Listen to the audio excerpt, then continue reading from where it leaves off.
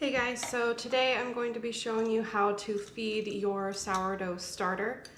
This is something I do every 24 hours.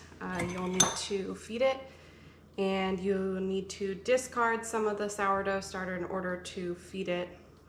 The reason we discard sourdough starter is because if you didn't, you would end up with this ever-growing thing of sourdough starter. You have to give it more nutrients than what it has in there. So in order to do that and to keep it small and contained, you have to remove some of it. So some people do a measured way of feeding their sourdough starter, meaning they do 1 part starter, 2 parts water, and 2 parts flour. How that would look would be about 10 grams of sourdough starter, and you would add 20 grams of flour and 20 grams of water. That is a totally fine method on feeding your sourdough starter. If you need rigid guidelines, I recommend that. I don't personally do that. You're gonna find a ton of different ways online, a ton of different ratios. Keep it simple, don't overcomplicate it. It's not that scary. It is just flour and water and yeast. It is okay if you mess it up. You can start over. But the way I do it is I'll discard the majority of the starter, and I'll show you what that looks like. So my jar now looks like this.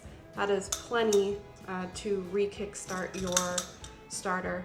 I have even almost scraped this all the way down in order to make a recipe, and it has come back just fine. So I have that. I'm going to add my water, and I just eyeball it.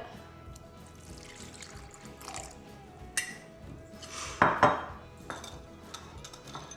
put about that much water in, if you can see it. And now I'm just gonna mix it all up. So now it looks like that. And I'm gonna eyeball the flour.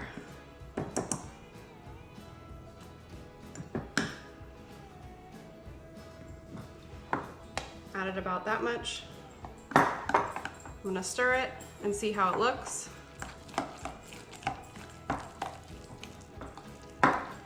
So it is almost good. You could get away with that. I'm gonna add just a tiny bit more flour to make it just a little thicker.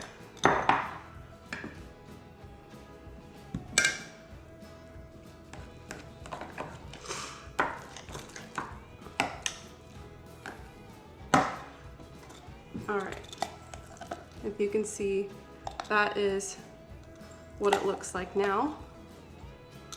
It's not super runny, but it's not so thick that it's clumpy and the flour doesn't dissolve into there. So that is how I do my sourdough starter.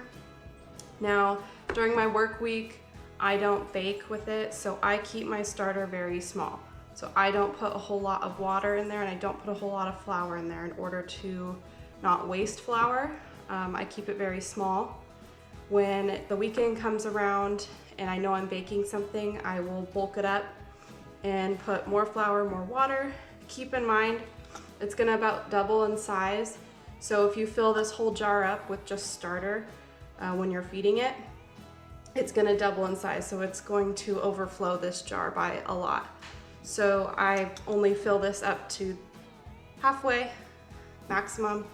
Otherwise it will overflow. So keep that in mind. And then, like I said, keep it in mind if you're planning to bake with it, and you're gonna need to add, if your recipe calls for 100 grams of sourdough starter, you're gonna need to at least add 50 grams of water and 50 grams of flour. So that's a perfectly great time to use the measuring method for when you're planning to bake with your starter. Thanks for watching. We really appreciate all the views, and we hope you try sourdough.